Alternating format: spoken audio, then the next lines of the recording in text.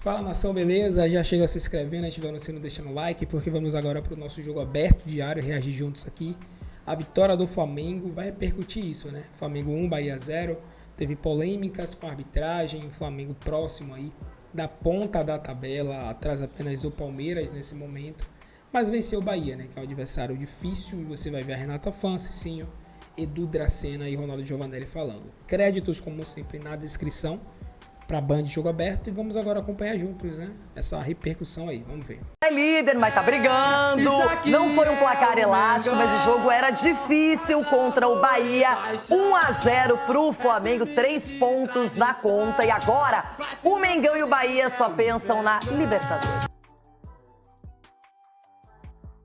A vitória do Flamengo sobre o Bahia ampliou a escrita de Rogério Ceni contra a equipe carioca. O técnico segue sem conseguir vencer o Flamengo desde que se tornou treinador. São 16 jogos e 16 derrotas. Incomoda bastante, sim. É extremamente desagradável. Mostra a força que o Flamengo tem em todos os sentidos. E, claro, logicamente, que incomoda qualquer profissional. Você vem e não vencer.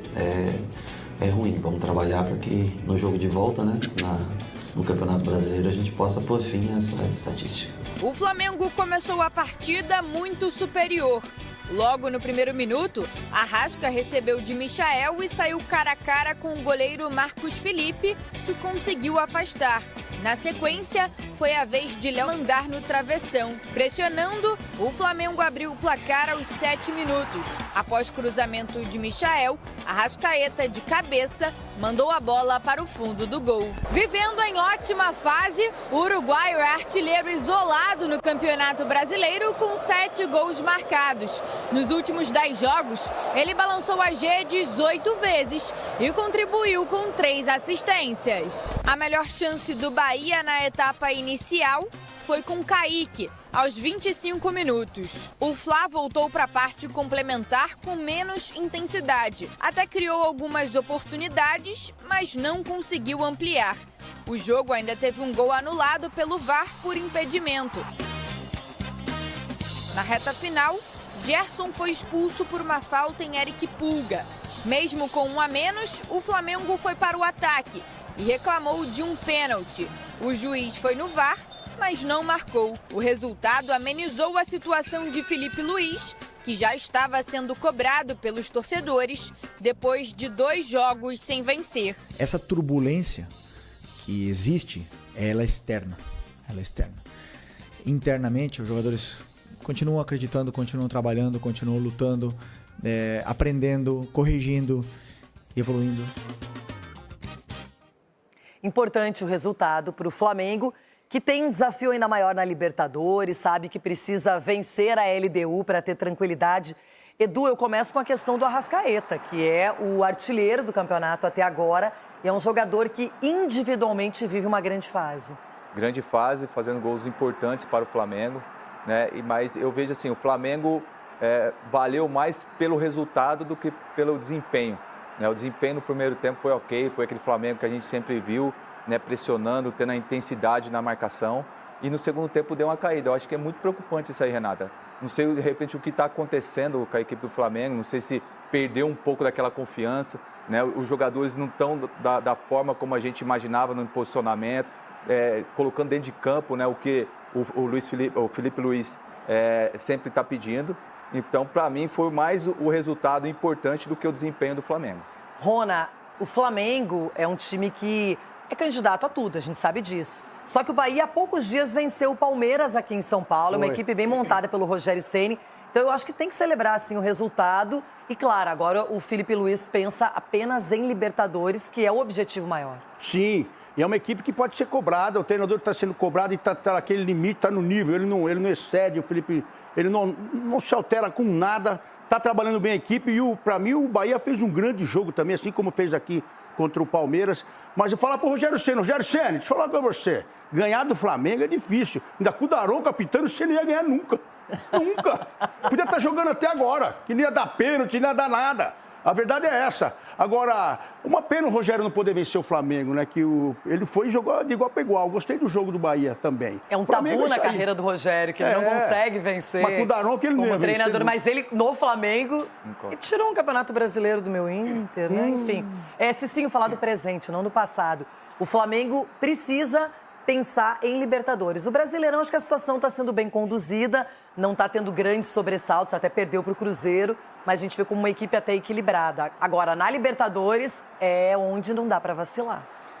Renata, assim como no Campeonato Brasileiro, né, o Flamengo mantendo essa regularidade, está ali lutando com o Palmeiras pela primeira colocação, na Libertadores o Flamengo não esperava essa condição na qual está, né? Então era para ter mais tranquilidade, mas acabou aí com más apresentações, trazendo essa pressão. Mas eu acredito que vai se classificar. Esse susto está sendo bom para o Flamengo. A cobrança do treinador, sendo treinador do Flamengo, sempre vai existir. Mas assim, o Flamengo ele tem elenco para Campeonato Brasileiro, ele tem elenco para disputar Copa do Brasil, ele tem elenco para disputar Libertadores, campeonato, todas as competições e lutar por título, porque é o time com mais peças, né, de reposição à altura dos titulares. Então, o Flamengo vai lutar aí até o final por todas as competições. Foi uma rodada próspera em gols, essa 8ª rodada e por isso a mudança de postura nas coletivas. O time está jogando pior? Tá. Está na 3ª colocação na Liberta. Impacta? Sim. Mas podemos acabar com 3 vitórias, um empate e uma derrota. É essa terra arrasada toda? Boa pergunta, tá, Alan? E eu vou daqui a pouco passar aqui para a bancada. Bruno Ferreira me desanimou o jogo de sábado, porém não com o time, sim com a arbitragem, que está cada vez pior. Falta de critério e soberba marcam as atualizações da arbitragem nesse campeonato. Eduardo, primeiro superchat aí. Pelo bem da nação, deixa a Letícia fixa. Obrigada, tá, Eduardo? Obrigada pelo carinho. Tiago Henrique, procede Matheus Gonçalves no Galo, Mauro. Forte abraço. Essa situação do Matheus Gonçalves a gente vai estar elaborando aqui durante a live também, tá bom, Tiagão? Então fique aí com a gente, muito obrigada. Vinícius Carvalho, queria agradecer a S1. Ganhei a camisa do Fla na segunda passada e ontem ganhei o bolão. Vou comemorar meu aniversário no Mocelim com a gata. Aí sim, Vini, tá com sorte. Ganhou os dois, pô. Parabéns de verdade, tá? Superchat do Osvaldo. Felipe Luiz do Flamengo diz saber o que está fazendo, mas isso blinda ele contra críticas pontuais e cabíveis. Ele parece incomodado quando criticado. Teve também um complemento aqui, deixa eu pegar rapidão, que teve outro superchat do Marcos. Há uma supervalorização de um técnico de futebol. Os jogadores não são cobrados por jogarem mal, por não terem uma leitura de jogo. Tudo é o técnico. Infelizmente, cai muito no treinador. Né? Infelizmente, cai muito no treinador. Maicon Reis, Mauro e André, vocês acham que a Liberta e a Sula escancara que pagamos caro demais em jogadores normais? Ou é só muita soberba mesmo? Eu vou pegar esse gancho primeiramente sobre o Felipe Luiz e a gente fala sobre os jogadores, tá, Mike? Daqui a pouco já volto e leio mais superchat. E sobre a matéria e a coluna aqui, Mauro, que colocamos há pouco tempo, do André Rocha na S1, ele falou, né, desse nós contra eles, que o Felipe Luiz está começando a endossar nas coletivas. Você acha que o treinador tem se perdido com relação às respostas, às perguntas, até mesmo a abordagem que a imprensa tem feita? Você acha que ele tem sido incoerente do Felipe Luiz que chegou para o Felipe Luiz que tem se tornado hoje? O que o André falou é preciso. Ele fica mandando recado para os jogadores. Quando ele fica elogiando o Bruno Henrique, ele quer manter o jogador ao lado dele, mostrar que eles estão juntos e que vai fazer o possível para que ele tenha a melhor condição e apoiá-lo. Eu acho que ele, até entendo que ele tem essa preocupação, mas não precisa adotar um nós contra eles, nem ser indelicado como ele foi na entrevista com a repórter Raíza Simplício, por exemplo, né? Ou na outra situação que ele chamou de rasa uma pergunta. Ele poderia ter dito, por exemplo, olha, realmente o Bruno Henrique, entendo o seu ponto de vista, acho que ele não jogou bem porque ele não criou situações de gol, e o Bruno Henrique é um jogador de perfil decisivo, dessa vez não foi, mas eu pedi que ele fizesse tal trabalho, que ele fizesse esse trabalho de pressão nessa de bola do adversário, etc. E tal, e isso ele cumpriu. Então eu não posso me queixar da atuação dele. Claro que poderia ser melhor se tivesse feito um gol, dado uma assistência, mas existe um outro aspecto do jogo que eu considero importante e aquilo que eu pedi ele fez. Então eu estou satisfeito com a atuação dele. Claro que se ele fizesse um gol, seria melhor ainda. Então eu poderia dar ele nota 10. Pela atuação dele, eu vou dar nota 8. Se ele fala isso, a gente pode até discordar da nota, tá? Ele não vai ser grosseiro com ninguém, não adota o nós contra eles e ele enche a bola do jogador. Pronto. Dá para fazer as duas coisas. Então, acho que ele precisa ser um pouco orientado sobre, sabe, como ter contato com a mídia. Porque contato com a mídia é contato com o torcedor, na verdade. Você não está falando ali a portas fechadas com repórteres e a conversa fica ali. Não, você está sendo transmitido ao vivo. E quando você está numa coletiva, você é o entrevistado, os papéis são muito claros. O entrevistador pergunta, o entrevistado responde. Quando o entrevistado resolve fazer uma pergunta e o entrevistador a responde, ele tem que estar pronto para ouvir uma resposta que eventualmente o desagrade. Porque o repórter não está ali para emitir opinião. Alguns, aliás, muito mal preparados, fazem perguntas com teses desenvolvidas, infestadas de opiniões. Não tem que dar opinião. Tem que perguntar o que você achou disso, o que foi aquilo, por que fez isso. Mas não. As pessoas fazem um comentário, porque o nível é muito baixo, né? As coletivas são péssimas, os entrevistadores são muito ruins, muitas vezes, muito ruins mesmo, gente sem qualificação, alguns nem são jornalistas, nunca fizeram isso, estão ali de aventureiros. Isso é muito ruim. Isso é um problema sério que a gente está vivendo hoje. E o cara vai ali e desenvolve uma tese. Está errado. O correto é, no caso da Raíssa Simplício, ela fez uma pergunta. Ele devolveu com outra pergunta. Aí ela vai e responde. Ele discorda. E ele dá um sorriso meio irônico. Achei aquilo delicado. Imagine se, por exemplo, sentar um repórter na primeira fileira e a cada resposta que ele dê, o cara balançar a cabeça. Putz, peraí. Não. Sabe, discordando, rindo. Ele vai gostar? Não vai gostar. Imagina, e a câmera nele, quer dizer. Ele foi indelicado, ele foi mal. O intuito dele, claramente, o que falou o André, era defender o Bruno Henrique. Ele poderia ter feito as duas coisas. Entendo o seu ponto de vista, tudo, mas eu pedi que ele fizesse tal tarefa, tudo, ele executou muito bem. E acabou. Vai em frente. Tem que ter habilidade para lidar com isso. Ainda mais quando você está preocupado em mandar recado para os seus jogadores. Porque ali você está falando como torcedor. A coletiva não é um evento fechado para quem vai a ela fazer perguntas. E sim, ela tem o alvo é o torcedor. É o torcedor que vai consumir aquilo ali. São milhões de pessoas. Então, acho que ele precisa ainda amadurecer nesse sentido. Achei muito infeliz. Esse nós contra eles é tacanho. Essa coisa tacanha, eu acho até muito engraçado, alguns bobos na rede social. O cara acha, por exemplo, se você critica um jogador por uma atuação, por uma conduta e tal, o cara acha que você torce contra o jogador. Né? Aí o jogador, por acaso você é jornalista e você tem um time, todo mundo sabe o seu time e tal. Aí o jogador faz um gol, o cara pensa que você fica triste. Pelo amor de Deus, gente. Vai ser imbecil assim lá na China, né? Você acha que o cara que é Flamengo, porque criticou um jogador, o Tego vai torcer contra o Flamengo? Isso é uma bobagem, assim, colossal. Colossal. Na verdade, alguns jornalistas que são torcedores de outros times é que têm rigor muito grande com o Flamengo e não tem nenhum rigor com outras equipes. Isso acontece. Isso de fato acontece. Talvez o inimigo que ele esteja procurando seja esse aí, um lobo em pele de cordeiro. E até diante disso, André, dentro do que você tinha abordado inicialmente, te faço uma pergunta complementar. Essa postura do Felipe Luiz pode complicar ele nas explicações, no seu cargo, até mesmo numa certa influência, né? Principalmente por ele ser muito promissor, porque tem torcedores até que pontuam, né? Felipe Luiz está muito arrogante, Felipe Luiz está soberbo, Felipe Luiz está se perdendo. Você acha que está se complicando, já que você tinha abordado inicialmente sobre?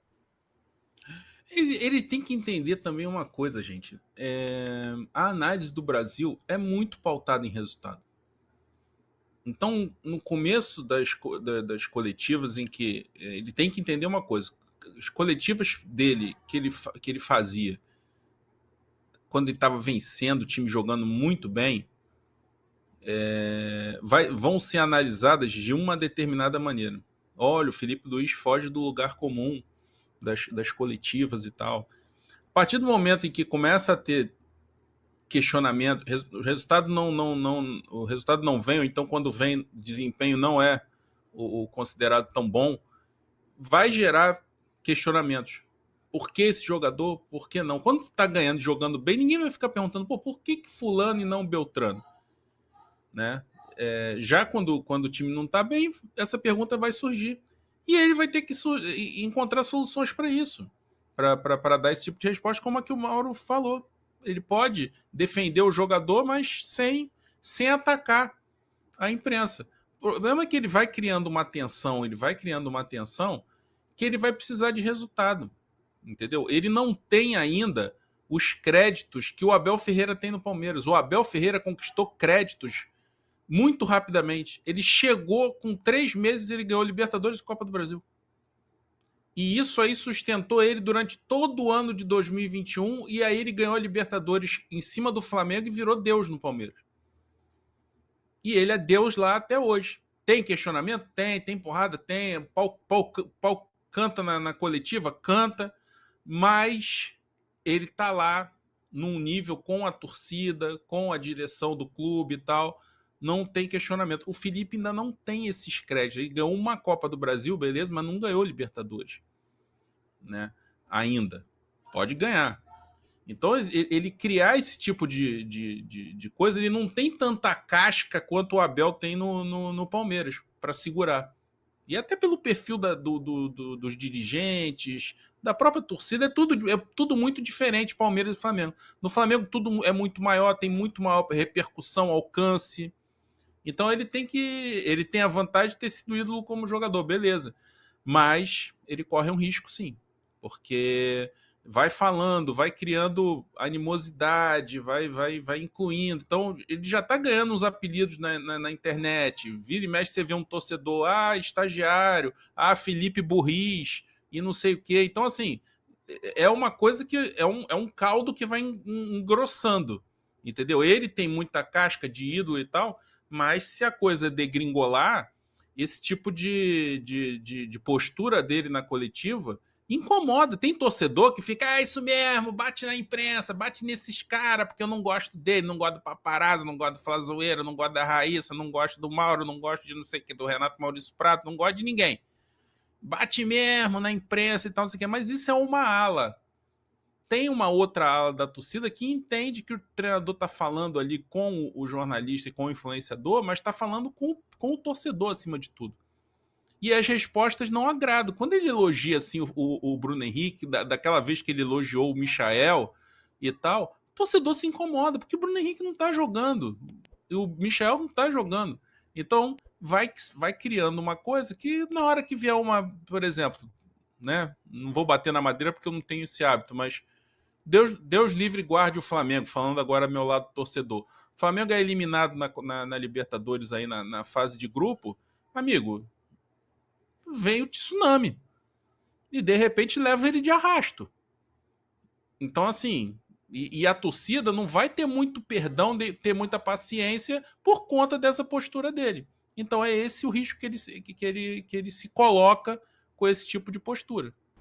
Galera, esse foi o vídeo aí, vocês viram mais um pouco aí dessa repercussão aí, né, referente ao Flamengo, né, venceu o Bahia, sobre também as questões aí do Felipe Luiz, né, da coletiva dele e tal. Então a gente destaca aqui mais uma vez a importância dessa vitória do Flamengo, né, mas também o Flamengo precisa apresentar melhoras, principalmente na questão de definir logo a partida, né? Foi 1-0 contra um time que é difícil de se enfrentar, que é o Bahia, mas o Flamengo poderia por pouco ali ter empatado a partida, né? Perdido ponto, ou até perdido o jogo também. E assim, o Felipe Luiz, ele tá vivendo um momento agora muito instável, né? O que foi muito diferente do que vinha acontecendo até agora, né? Ele vivia assim nas nuvens até chegar aquele jogo contra o Central Córdoba que o Flamengo perdeu em casa, né? Até aquele jogo ali ele estava vivendo nas nuvens, né? Que ele estava conseguindo vencer muitos jogos, né? Pouquíssimas derrotas, né? Ele estava vindo de títulos importantes aí, Copa do Brasil, né? Campeonato Carioca e tal. Então até chegar tudo isso, o Felipe Luiz ele estava vivendo nas nuvens, né? Mas depois daquele jogo parece que começou a desandar as coisas, né? Muita coisa acabou acontecendo errado, decisões dele também, coisas ali que ele mesmo acabou contribuindo para que isso acontecesse. Então a gente vê que o Felipe Luiz, ele agora está descobrindo de verdade, né, o que é ser treinador do Flamengo. Não é fácil. É você estar todo momento ali preparado, é você estar disposto a aceitar, né, muitas vezes quando você estiver errado, que o torcedor cobra, não quer só que o Flamengo vença, o Flamengo tem que vencer e jogar bem sempre. E ele mesmo falou isso, né? Mas você falar e você viver é diferente, né? Porque a pressão tá toda indo pra cima dele. Mas ainda assim foi uma vitória, galera. Foi uma vitória, o Flamengo ainda segue ali na ponta da tabela, ali atrás apenas do Palmeiras. Então, a qualquer momento o Flamengo pode vencer uma partida, o Palmeiras pode empatar, o Flamengo passa, ou o Palmeiras perder, enfim. Pode acontecer várias questões. Mas aí vai depender, né, muito do Flamengo não vacilar, né? Não vacilar. E sobre os lances, né, mais uma vez polêmica aí, né? Enfim, é complicado, né? Porque a arbitragem muitas vezes não, né? Praticamente 95% das vezes a arbitragem faz besteira, né? Que a gente sempre critica, mas critica sabendo que não vai adiantar, porque cada vez mais eles erram, né? Erram contra vários times, não é contra um time específico, não é contra o Flamengo, não é contra o Corinthians, não é contra o Palmeiras, não, todos os times são afetados pela péssima arbitragem que a gente vê no futebol brasileiro. Mas fica aí, né, o destaque, né, porque expulsaram o Gerson e não expulsaram o jogador do Bahia, né, não deram pênalti pro Flamengo, mesmo o VAR chamando para poder analisar, o Daronco vai lá pro VAR, olha e não dá pênalti. É um negócio, assim, bizarro, cara, bizarro mesmo. Mas enfim, é isso. Agradecemos e até o próximo vídeo.